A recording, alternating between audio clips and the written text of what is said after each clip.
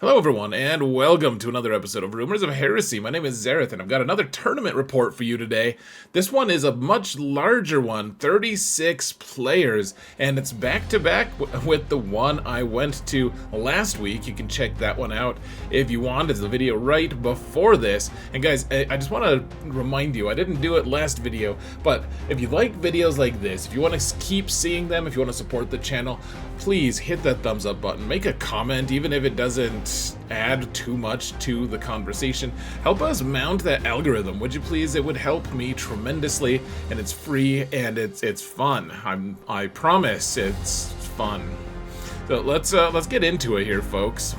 We're using Firestorm Salamanders once again. Oh, you can find my list in the video description in its entirety. If you want to go see what my opponent's lists are in their entirety, if you want them all spelled out, you're gonna have to go to the website that is linked in the video description, and I think they make you pay some kind of subscription fee, but I love it because you can actually go and look at anyone's lists, including at other bigger events.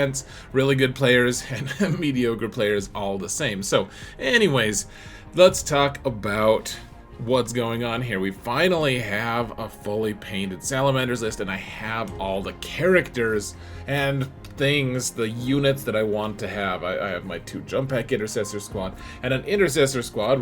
We're ditching those Tactical Marines and Vulcan, even though I actually really enjoyed Vulcan, and I'm gonna try to use him in the future. The game, or the list we've been practicing the most is with all the jump intercessors, all the things. So we're not gonna switch that up for a tournament like this, especially as we're running toward a grand tournament here in a couple weeks. So here's the game. I just took one picture, and it's really way smaller than you can.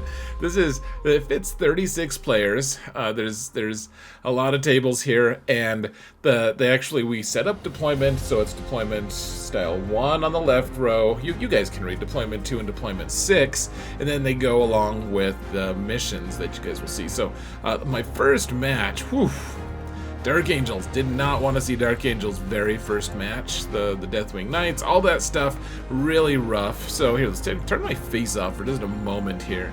And this is Dark Angels, dear Lord. Okay, so Burden of Trust. That's the one where when you hold an objective. Hold on, that's not what we did, is it? Much better. There we go. It was taking it from the previous tournament. Somehow we mixed folders, but we were playing on Tipping Point. We're doing Take and Hold, which is just the really standard old school way to score. Every objective costs or is worth 5, and it's great. Oh, you guys can read it yourself. Look, it's 3 lines. It's wonderful. Dreamy, simple, just what a simple 6th edition man such as myself is typically used to. So here's the objectives. If you couldn't tell what the objectives are, we have a shiny blue circle denoting said objectives. Congratulations, you're being saved. Not saved, but you're being handheld. I'm helping you. You're being helped. Congratulations. So here's his deployment. He has a Gladiator Lancer, yuck, but every single Marine army that I face has a Lancer. Those things are so dang good. We have a worse tank apparently. He has infiltrators to keep us from deep striking. He has a couple units of scouts. 3 units of Deathwing Knights. One of them is in reserve. He has 2 units of jump intercessors. Hold on a sec, guys. My phone keeps beeping at me. And the thing that was probably the most unexpected is I've never faced another Land Raider before, folks, and this is a Redeemer, and it's scary. It has the Inner Circle Companions with Azrael. It has Eradicators, very similarly loaded out to what mine is. As far as my own deployment, I kept 1 squad of jump pack intercessors in reserve to deep strike, and then we just deployed here. I wanted to keep my 2 vehicles completely out of line of sight of his Lancer up top, and so I did. I actually talked to him about it beforehand, and I was like, if you move your Lancer forward, if you get first turn, you're going to be able to see me, and we figured out that no, in fact, he couldn't see me. So trying to play by intention is such a really nice way to do things, folks. Anyways, we're trying to get to that center objective and then just mess around with the other objectives. The center objective is the one we just kind of trade on, and then the other objectives are kind of where we make most of our money, as you'll see. So I ended up getting first turn, which I kind of a little bit wanted him to get first turn, but I got recover assets and area denial, which is actually the both really nice ones for the start. So here, let's talk about the strategy going into it, shall we, folks? God, Dark Angels. Man, I did not really want to face them today. Not really. I mean, there was a lot of them in the tournament, so kind of hard to miss, but they've got Deathwing Knights, which are really tough to kill, Land Raider Redeemer, which we know is tough to kill, and kind of a taste of my own medicine on that point. But this is one of the better teams in the meta, and my opponent clearly knew his stuff. He's a good player, and so, you know, it's just a tough thing. In Denver, the meta is extremely competitive, a lot of good players, and so we just gotta start trading, guys. Start getting into the middle. Force him to get onto objectives so that if he wants to... The thing is, he doesn't have a ton of chaff. Lots of stuff in reserve, but not too much chaff. If we can force him to get onto objectives, whatever he puts on an objective is going to be worth something, right? And so we'll kill his scouts eventually, and then after that, everything is worth something pretty big. And if we can force him to get onto objectives, then we know that we can go and take him off of those objectives and kill him, remove his points, etc. If we can finagle that trade kind of situation, then it's going to be good. My own playstyle kind of lends itself to just being disruptive and annoying, which won't surprise anyone. If my mom's watching this, she'll agree. So let's get into it, folks. I didn't want to play Dark Angels here, but let's go. Okay, so here's all of our stuff without all the text and everything. So that it looks great. Score is 0-0, of course. So apparently we're doing the arrows and the text one more time, just trying to show you guys where the characters and teams ended up. Put those in Furnace right in the middle there, just to kind of force him into, if he wants to try to just stand back and just shoot them with the Redeemer. I didn't think he was going to be able to kill all of them with just that, so I wanted to force him into actually getting onto the objective there. So I put all the moment onto his Lancer, and I did one hit, and actually, I think I hit twice, but one of them he saved or something. I was gonna spend my reroll and everything on the wound, but one way or another, I did 7 damage, so I guess that's better than absolutely nothing, though now our Executioner is exposed. We're doing recover assets wherever we can. We're doing area denial, which, man, area denial on first turn, when you get first turn, is so good, at least for this army. You just go there, get 5 points. Amazing. So we got 11 points here, guys. 11 to start with a secondary. That's hitherto undreamt of, folks. Amazing. If we can keep doing that, that's amazing. So Luke ended up getting Cleanse and Sabotage. The Land Raider Redeemer got up in our grill, folks, and he disembarked his Eradicators. I decided to fire Overwatch on them and take him out, because I wasn't sure if he was going to take out his Inner Circle companions, and I didn't want to waste the opportunity. I ended up getting 2 of them dead, which was kind of nice. I mean, those Eradicators are frustrating, right? I mean, we have them. They irritate people. Therefore, they're going to irritate me. His Inner Circle companion, of course, then got out with Azrael, and those poor Infernus. His Lancer, of course, hit twice. I did put smoke on my repulsor, and it did 15 friggin' wounds, folks. He re-rolled the last one, and barely. I lived on 1 wound. Gosh, I need to get a Lancer or 2, folks. Those things are ridiculous. They're so good. the Infernus and company, they just died, and I mean, Intercessor companions probably slice them up pretty good anyways, but Azrael, I don't even know if, I don't know if Azrael even, I'm trying to remember, I think it probably just let him just not roll, because it was just going to take a long time otherwise. So, alright, he took that objective, he's doing cleanse on an objective, he's doing sabotage on an objective, lot of fun, lots of fun, guys, engaging stuff. So, let's see, he didn't get to sabotage yet, because he has to survive through my turn. He did get cleanse, 2 for cleanse, and so it's 2 to 11. The secondary is just really telling the story early on. My secondaries, we got Secure No Man's Land, which is another really strong one, and Sabotage is one that we can do okay at the very least. So, you can see we scored 10 because we're standing on one objective and our back objective, so it's 21 to 2. It looks very lopsided, much more lopsided than it'll end up being. Now his Redeemer was really well placed basically the whole game to really mess with our squads. If it does Overwatch, which he always made sure he had a CP available for, then it was going to really ruin our, like, any of our squads, including those Vanguard vets.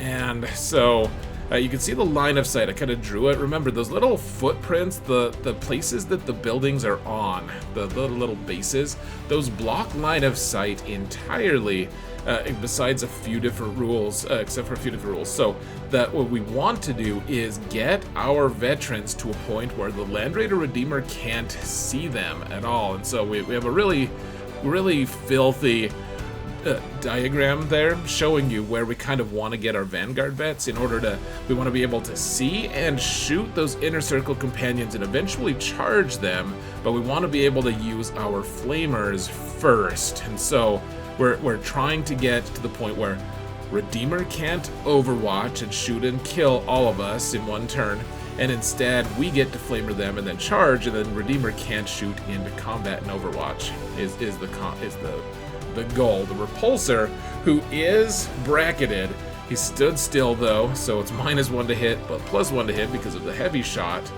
Once again, took aim and finally killed the friggin' Lancer. Thank goodness, otherwise we would have died. And so we're sitting there on 1 wound.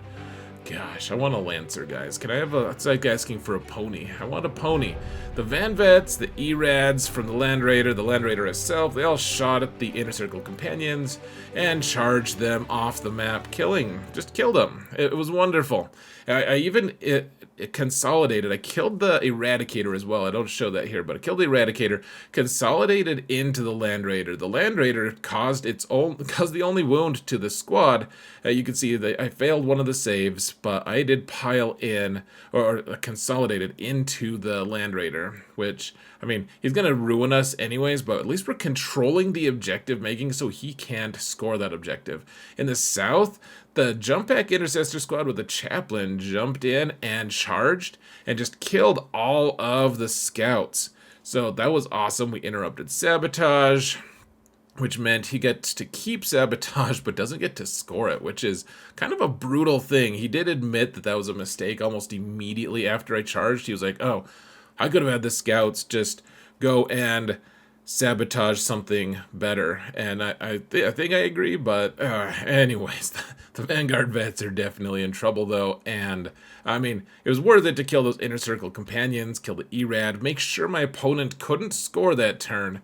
And so you can see we're also sabotaging the wall that we're standing behind. I just keep thinking that's such a dangerous move to sabotage the buildings we're hiding behind, but apparently it's approved by someone. Storm hostile objective and sabotage, because remember, sabotage got left over for him. Storm hostile, he was gonna do that anyways. It's a marvelous thing to get a secondary that just gives you the points. It's just like, here, we're gonna do this anyways.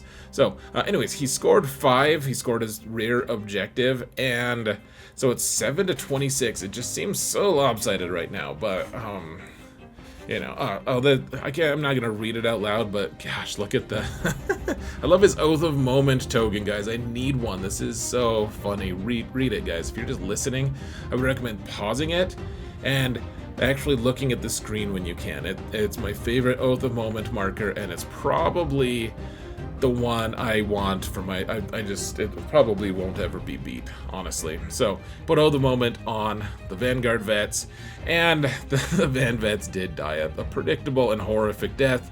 The Redeemer plus a squad of Deathwing Knights and the Chaplain just annihilated them. I thought it was awesome. The Oath of Moment token is still there, but it's pointing at his Deathwing Knights. So, I agree. I agree. So the big thing here, folks, is he failed 2 charges. He had used all of his CP, so he didn't have a reroll, and he failed his 2 charges with Deathwing Knights on either end. One of them was, I think he needed a 7 or 8, so it was like, well, yeah, I mean, you're gonna fail that sometimes. But the one up top, I think he needed a 5 and failed it. Oh man, I mean, happy for myself, of course, but that's a tough thing. That is a seriously tough thing to do. So he failed them. 2 in a row is just so rough. So anyways, he played, let's see, he got Storm Hostile Objective. He decided to destroy Sabotage, because screw that stupid mission, and he ended up with 11 at the end of his turn 2. For turn 3, I got Bring It Down, which the only target was going to be that Land Raider, because we already killed the Gladiator Lancer, and then Extend Battle Lines. That's a pretty good one as well, as long as I can control multiple objective markers, which I tend to be able to do. And so with the primary, we ended up getting 15 objectives that I was holding, plus 1 for the raise banners from the top one that we have the Intercessors there, and so it's 45 to 11 right now going into this round. So you can see the jump Intercessors. I was going to just wrap that squad of Deathwing Knights and not charge them, just stay 1 inch away and make it so that they don't have fly or anything. They don't have anything that can get through me. I was just gonna make them charge and not be able to consolidate onto the objective. The problem that I found was the Land Raider Redeemer was placed in such a way that he could just overwatch and kill the jump Intercessors if I went anywhere past that line that I'm showing you guys. So I ended up having to clump them up a lot more than I wanted to, which it seriously hampered my strategy there. My whole goal was just to keep him from getting to that objective. I just wanted to score on it a couple more turns, be annoying, kill as many Deathwing Knights as I could with shooting and stuff, which you can see we've already killed one of them. One of them is only on 1 wound. We're kind of doing some work, but we want to just stall them out as much as possible up there. The idea isn't to kill all the Deathwing Knights. The idea is to keep him from scoring forever, if possible. So I decided this turn, because I had scored so much on the primary, that I didn't want to just charge in and eat a big overwatch from the Land Raider Redeemer with my Blade Guard. Instead, I decided to spend a turn of shooting. We'd use Eradicators, we'd use the Land Raider, and just do as much damage as we can to that middle objective Terminator squad. And we did do 7 wounds. Not a very convincing turn, really, but we did get some softening done, I suppose. And then on the bottom, I had one of my one jump pack Intercessor squad come in from reserves. He spiked a 9 to charge, and between the 9 from that squad and then the jump pack Intercessors that were already on the objective that they failed to charge in the first place, they just crushed those poor 5 Deathwing Terminators. I wasn't that close. Maybe it was. Maybe he needed, I think he went down to the final power fist throws or something. I don't know, but one way or another, getting the extra 5 jump pack Intercessors to charge is really nice. And of course, the Chaplain is able to boost his squad and everything. So we're good to go. Took that objective, and he's not really threatening it at all right now. So at the end, we ended up turning Extend Battle Lines into 5, Bring It Down. Of course, we turned into CP, and we're at 50 points right now going into his turn 3. He got Area Denial, which is he just gets this one. He already owns the center right this moment with his squad.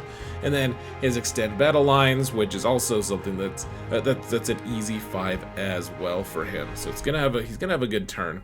And he was able to charge in on the top, kill the jump Intercessors, and get onto the objective, which wasn't what I wanted. he was also able to burn nade and kill a bunch of jump intercessors on the bottom.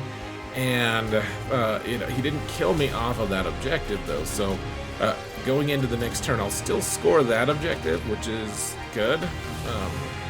It's okay, at least to jump back intercessors. We don't have photos, folks. I didn't take a photo of the jump back intercessors, but they did arrive at the places that those arrows end up on.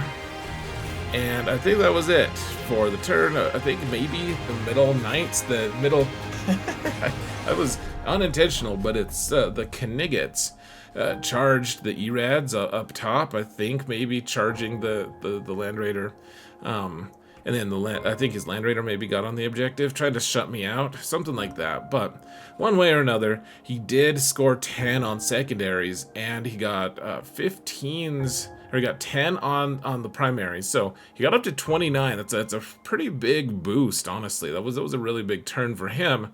But we'd been kind of goofing off, kind of taking it slow, and we just kind of ran out of time. And I think the game was headed toward a win for me. Here's what I would have done for what it's worth. And by the way, Luke was great. All of my opponents were pretty great this tournament. So, anyways. Here's what I would have done. I would have had my jump pack intercessors go in and kill his jump pack intercessors that were hiding in the corner. I would have had the blade guard go in and just blender the final remnants of those Deathwing Knights that you guys can see the arrow on. I mean, at that point, I think those were kind of closer to the Land Raider, but I don't think that they would have survived.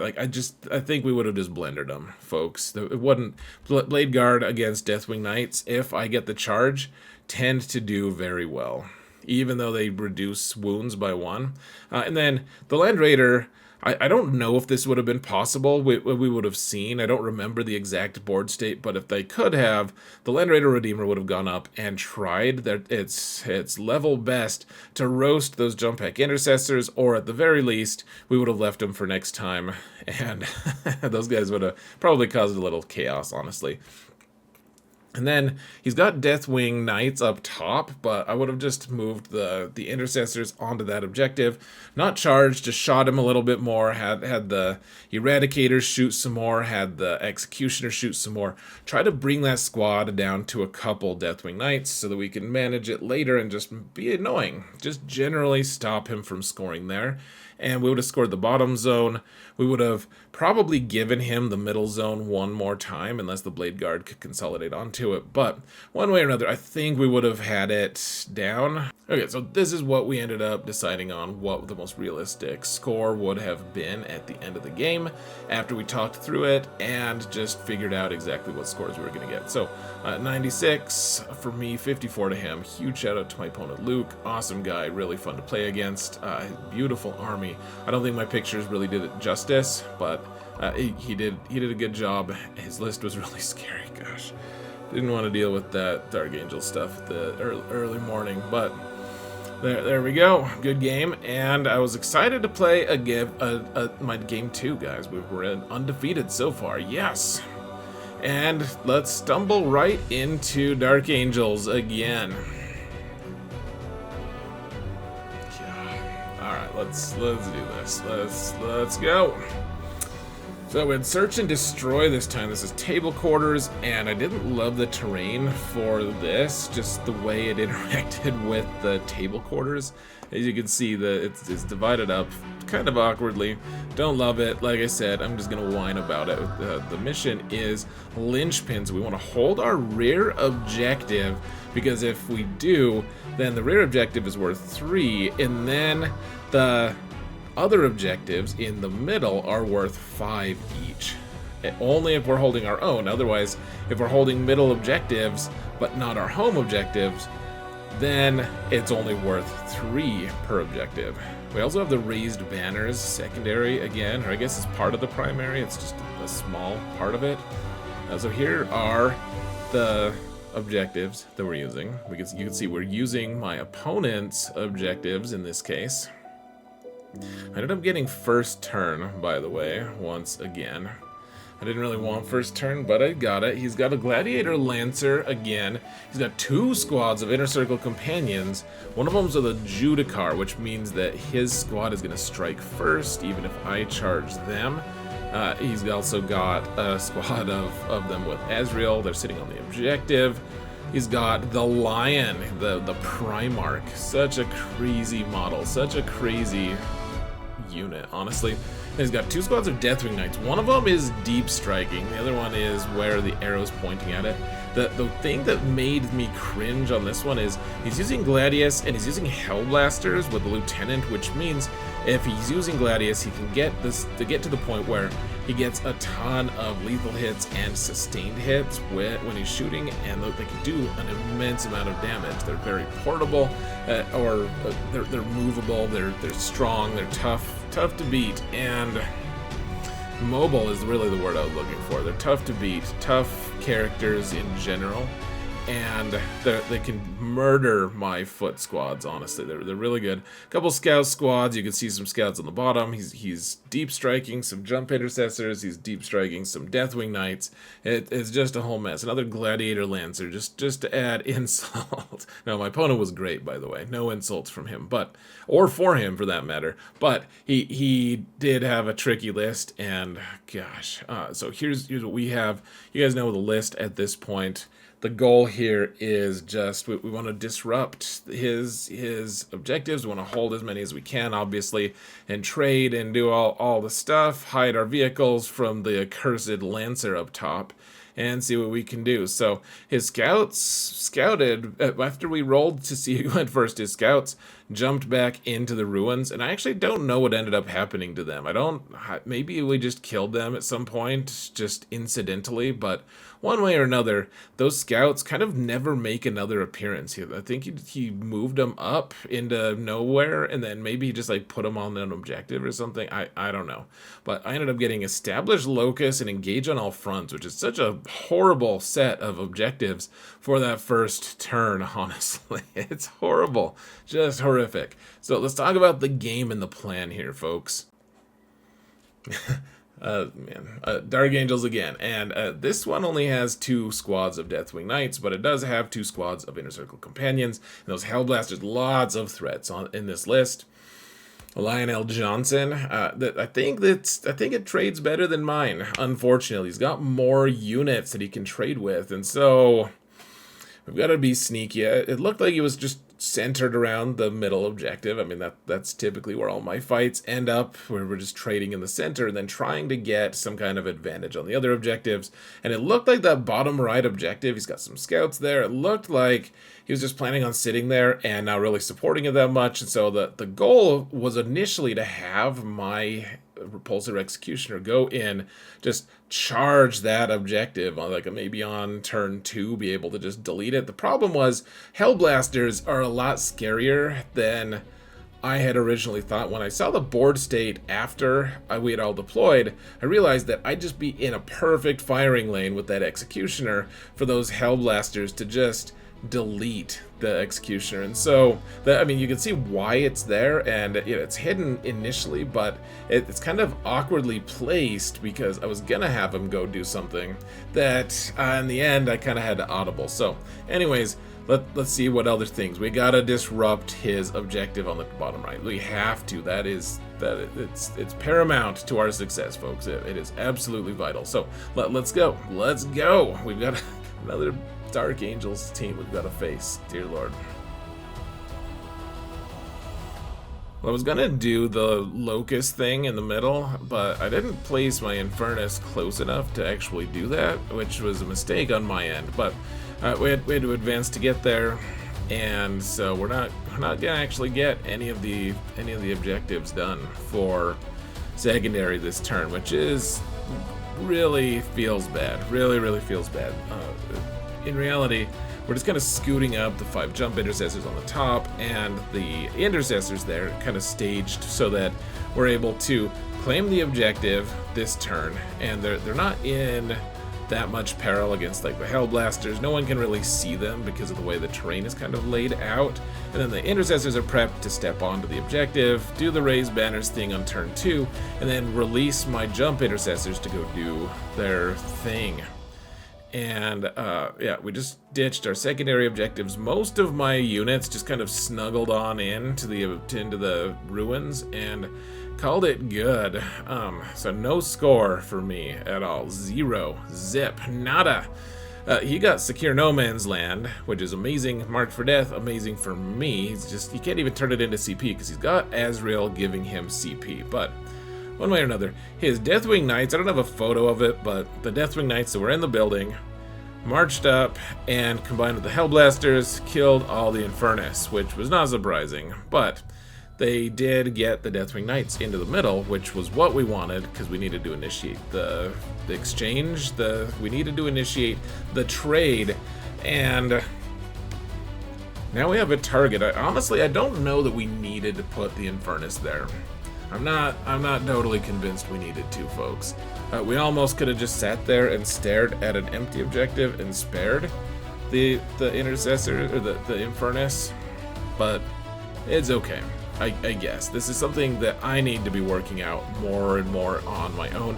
The tempo and flow of a game. Do we really need 10 Infernus Marines on the objective turn 1 when we know for a fact the Deathwing Knights are going to charge and kill them the next turn? I'm not sure it's worth using those resources in such a way. So, you got Secure No Man's Land, it's got 5 points, and the score is 5-0 going into the next turn. I got Secure No Man's Land, which is great, as long as we can control 2 objectives. An overwhelming force, we were going to try to kill units on an objective anyway, so that works out. We scored 8. We got the one on the top and the one on our initial in our deployment zone. So between all of the vehicles and the big jump pack Intercessor Squad, we killed all the Deathwing Knights pretty easily.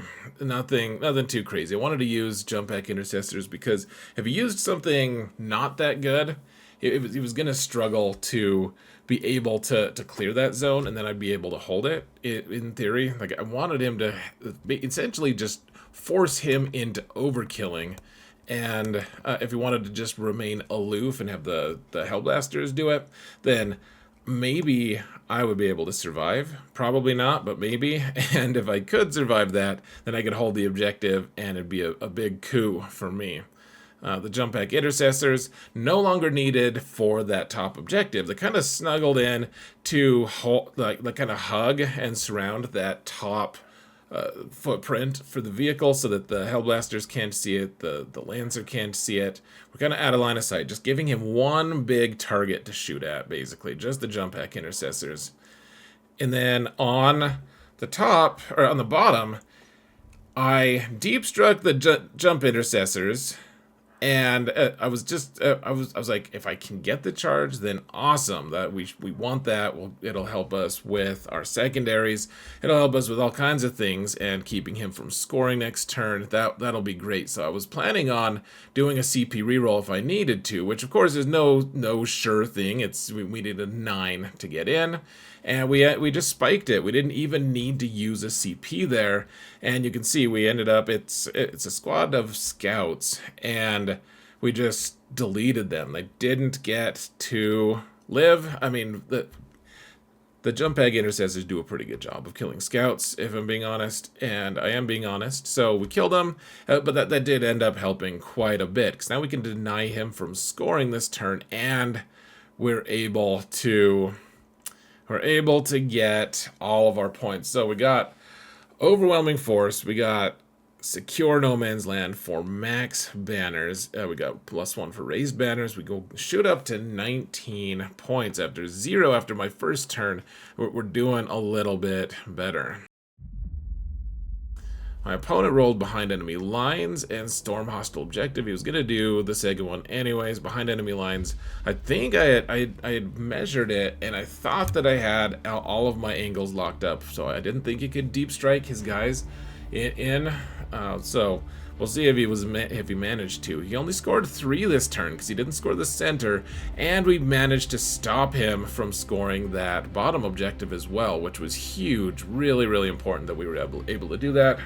And so he just moved in with his squad of Inner Circle Companions with the Judicar and the squad of Deathwing Knights, and just murdered my jump intercessors. Really sad there, folks. Really sad. I mean, a remarkable lack of subtlety, but he did kill them all dead. The thing that really shocked me, and I think it kind of surprised him too, I mean, I gave my Land Raider I gave him smoke so that he was -1 to hit and he got cover. I gave him Armor of Contempt, and he gave his squad the thing that ignores cover and gives them +1 AP, so he was still only hitting on 4s, but with rerolls, with all the things, he just destroyed my Land Raider, just annihilated it. Actually, I think I ended up needing to save 1 save out of like 5 at the end, a 5-up save, and I failed all 4 or 5 of my saves, and it died. So it was actually really close. It almost didn't die, but it did, and oh my gosh, that really surprised me. I really didn't think that was gonna happen, but it did, and that sucks a whole lot. That was not awesome at all. So then he moved the Lion down, so the Lion isn't supporting the rest of his army, which was awesome, but the Lion plus his 5-man jump intercessors, I mean, he needed to use the jump intercessors to do that. I wasn't sure, I actually don't think the jump intercessors were, I think they needed a 9-inch charge of their own, because I think one of his Deathwing Knight squads was able to rapid ingress. I think the jump intercessors just got here and decided they wanted to charge and somehow spike the 9 as well. So I guess come about is fair game. Something is fair game, folks. I can't be accused of knowing what exactly that idiomatic expression is. So let's just move along. You can accuse me of other things, though. He did reclaim his objective, which sucked. You can see the Lion is really deep into there as well. He's a quick little fellow. So he did score Storm Hostile objective. He twice, in fact. He would have gotten it twice if he could. And he's trailing me a little bit, but he's doing well. Threw away behind enemy lines. I ended up getting Cleanse, Storm Hostile objective of my own. So let's just keep butchering each other, shall we? And I scored another 8 on primaries. Couldn't get the middle, couldn't get that bottom zone, but we did get some scoring done. And so between the Vanguard vets who kind of poked their heads out and the Eradicators and the Repulsors. So the Inner Circle Knights don't have a 4+ invulnerable save unless they're hanging out with Ezreal. I didn't know that until we were talking, and I was like, oh my gosh, I had no idea. I've never seen Inner Circle Knights without Ezreal. So they didn't have an invuln save, and they just melted. I say that I did Immolation Protocols. I kind of think I didn't, though, because I didn't need it as much. I mean, it's nice, but they're 3-wound models, and I was able to do a lot of volume attacks, and at the end, we killed everyone but that Judicar, who only had 2 wounds left. My final shot was with an Eradicator, and he had, I think it was 2 Eradicators, actually. He needed to save 2 invuln saves on the Judicar, and of course he made both of them, so he's still alive. He had the Blade Guard charged his Deathwing Knights, killed all but one Deathwing Knight, who ended up falling back, and then I think he fails his Battle Shock. In fact, I'm certain he did. He failed his Battle Shock, and it's time here, folks. So I kind of messed up here. I had my jump intercessors on the top, which was, I was doing well with them, and then I was like, okay, I'm going to charge the Gladiator, but in a way that gets me onto that objective, and I'm just going to steal his home objective for 1 turn, stop him from being able to score that bottom as well, and he wouldn't get the 3 points for it. Like, I'd be able to stop him from getting 6 points. I thought it was a genius idea. Then, at the very last minute, I realized I can't charge and do that because he's going to be able to heroic intervene with Azrael and the Inner Circle Knights who are on the other side of that wall.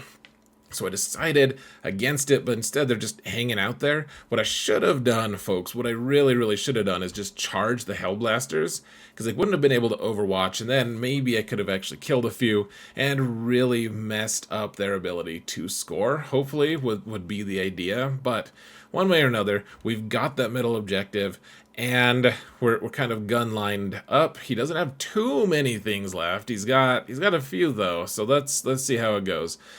In the end, I did get cleanse for 2 up on that top objective, and then the storm hostile objective. Of course, I took it back, so we're sitting pretty-ish, 33-12, going into my opponent's turn 3. He got no prisoner and sabotage, which are both pretty savage and strong ones for him. And you can see he's got 20 because he did score that bottom objective as well this time. And the Hellblasters shot and killed. And I think we run out of photos at this point. The Hellblasters shot and killed 6, like all of the Blade Guard, basically. Adrax lived, though. So the Judicar charged Adrax. He didn't have anything else. That Deathwing Knight was not going to hold the objective because he failed his Battle Shock test. And so Adrax... the Judicar actually, he still struck first because he was the charger, but Adrax ended up saving a couple invulnerable saves and then just killed the Judicar straight up, which was amazing. and let me, I was gonna hold the objective at the end of the day. I could hold the objective.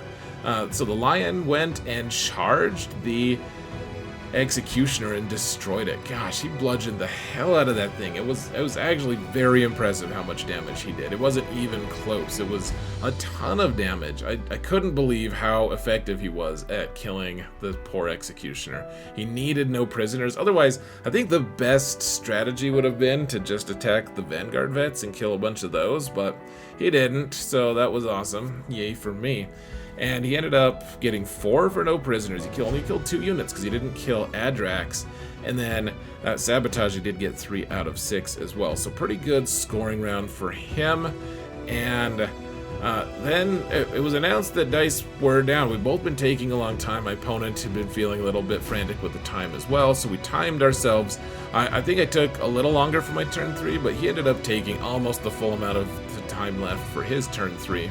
And, we divided it evenly into like 30 minutes. And so we ended up just calling it here. And so my opponent was pretty frustrated, of course. He had his Inner Circle companions with Azrael that had come out to play. And the Lion was running rampant.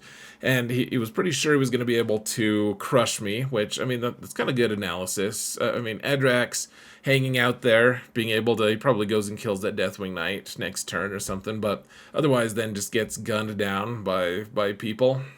It happens.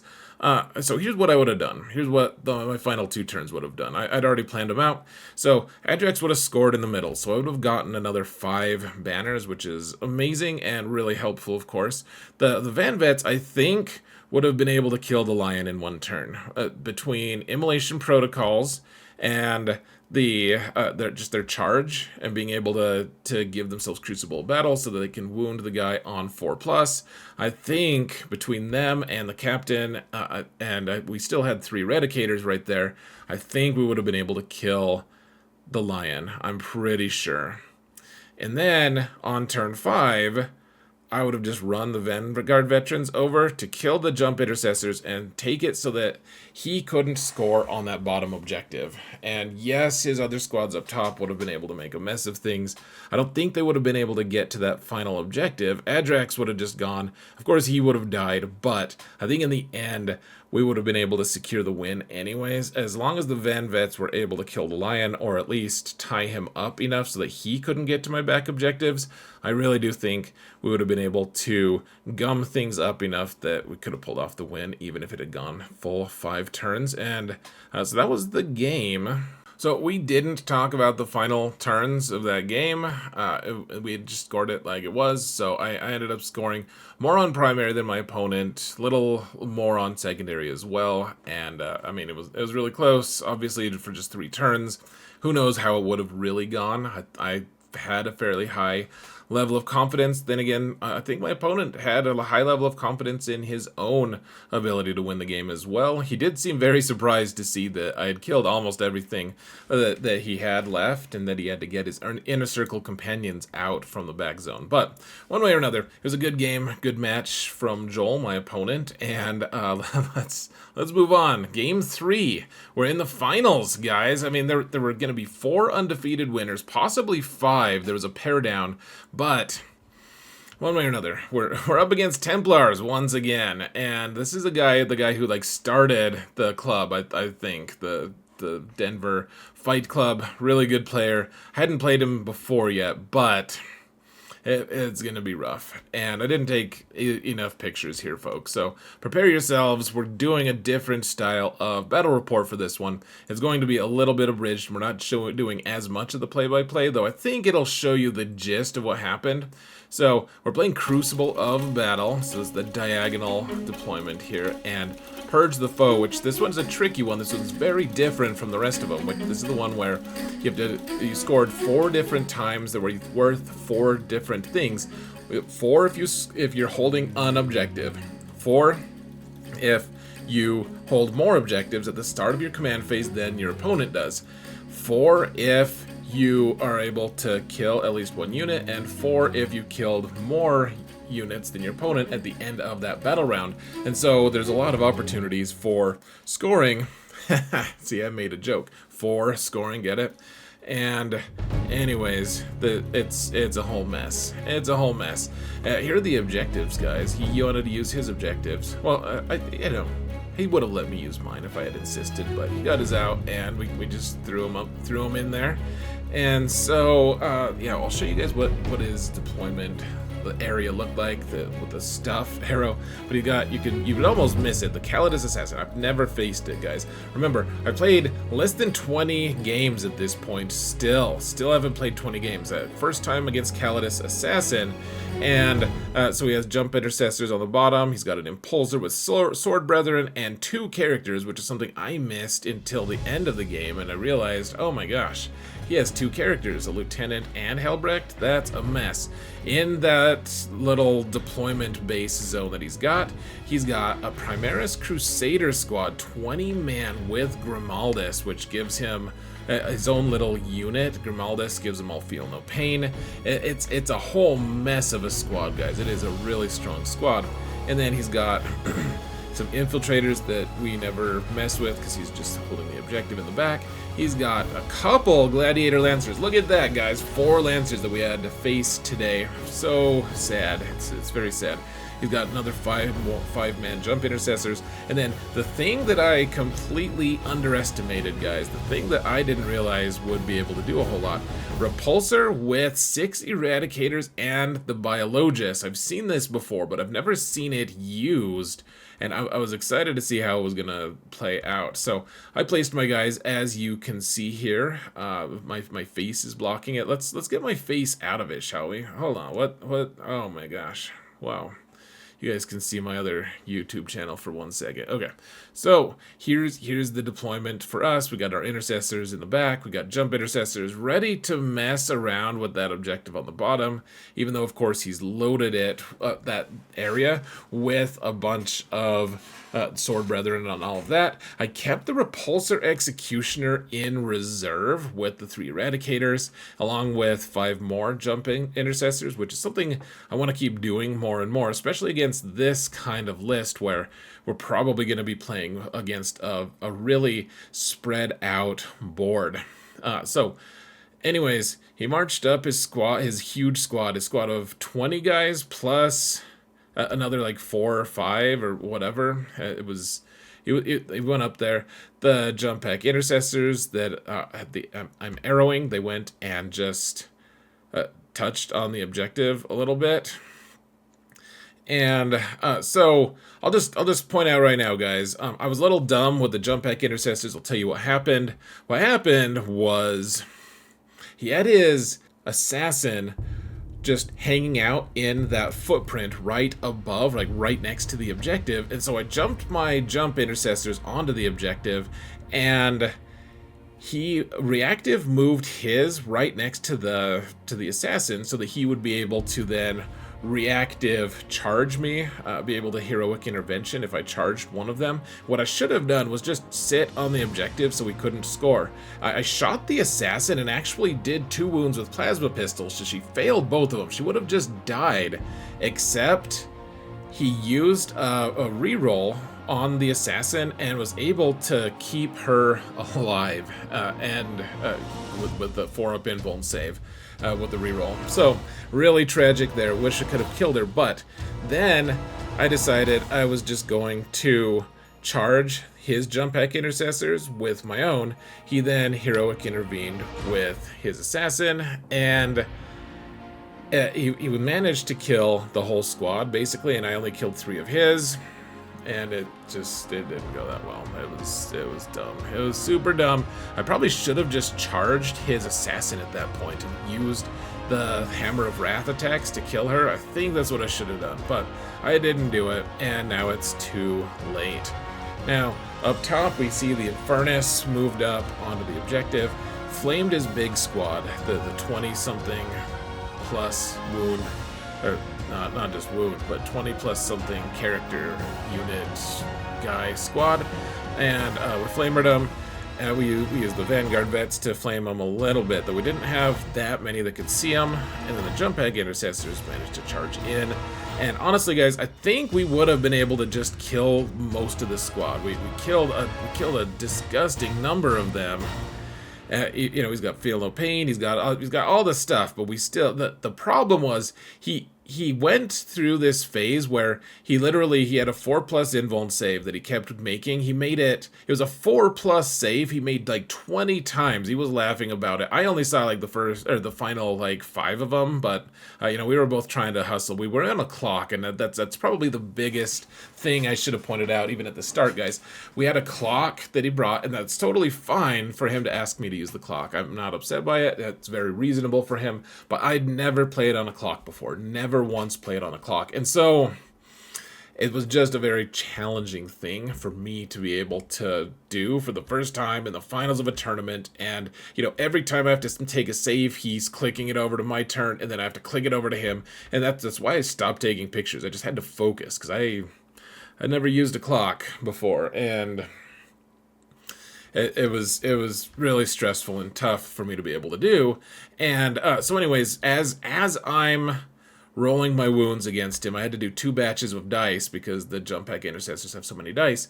As I'm doing that, I do like 20 wounds, and so he's saving while I'm rolling, and so he saved like 20 in a row on a 4+ save, and it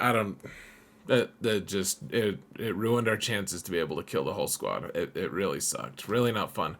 But anyways, the squad did fail its Battle Shock test, and so that was good. That was nice, because then he couldn't hold that objective. You didn't get hold more than me. And anyways, so then he shoots everything into my Vanguard vet, which I had no idea they would be in peril. He gets his Eradicators out of his transport, and they killed every single one of them.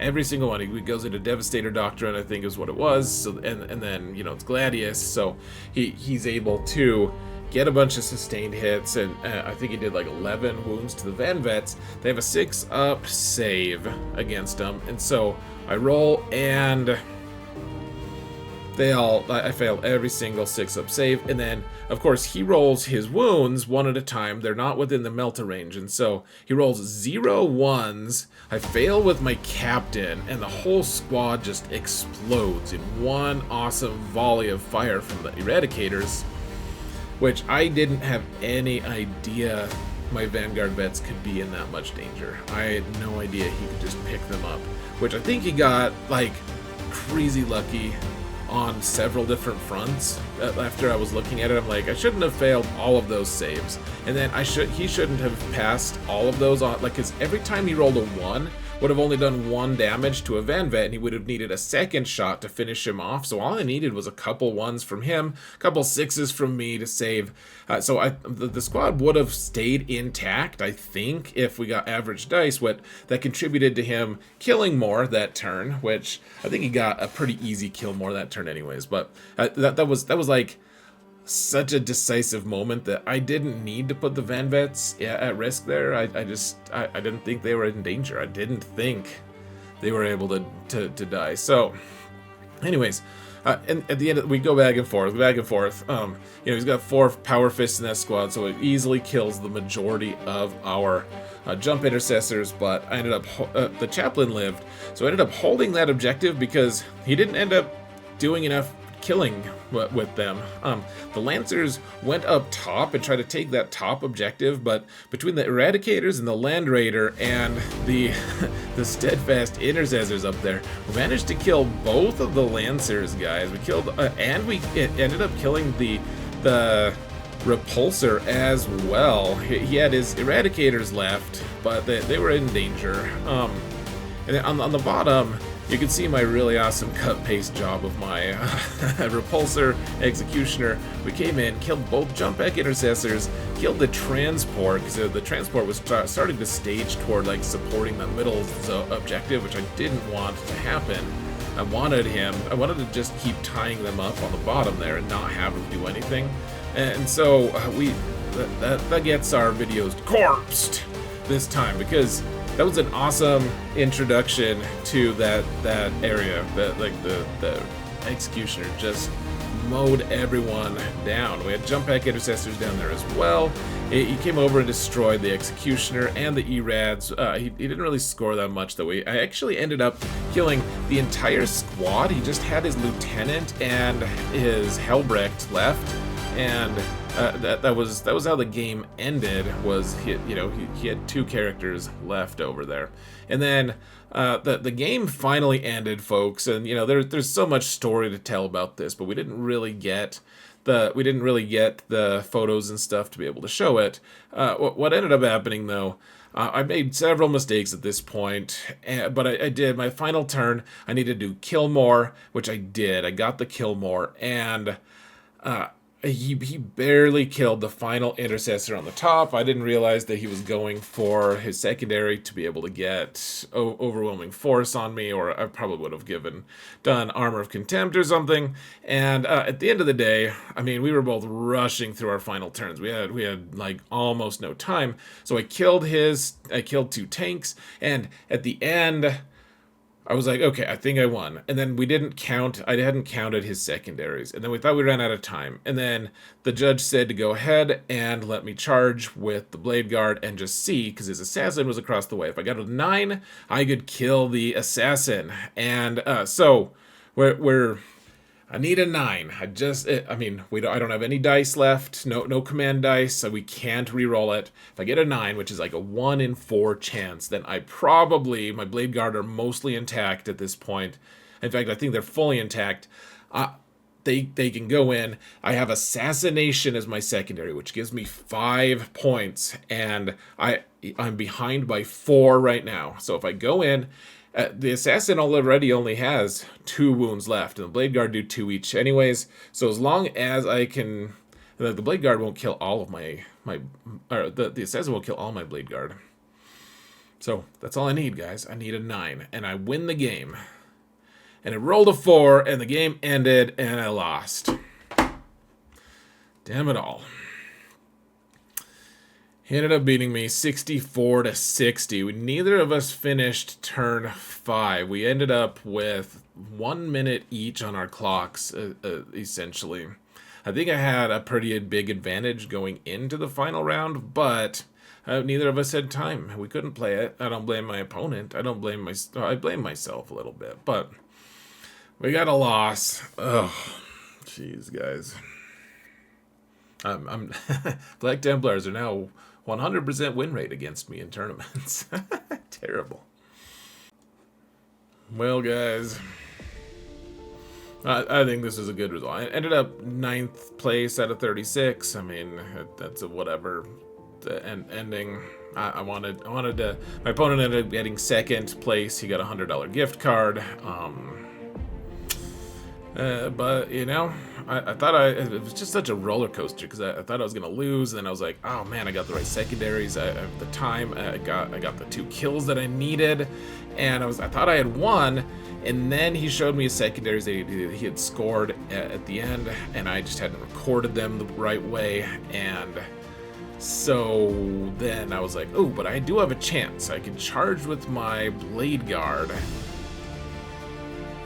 Need a 9, and then I didn't get it, and just up and down and up and down. Lots of things I could have done. So many mistakes I made this game. A lot of them because of the stupid clock, which it's not that stupid, but it was just it was very stressful to try to play on a clock when I hadn't practiced against it. So lots of mistakes I made. Lots and lots of mistakes. A lot of times I just wasn't as patient as I should have been. I should have just bided my time a few different times.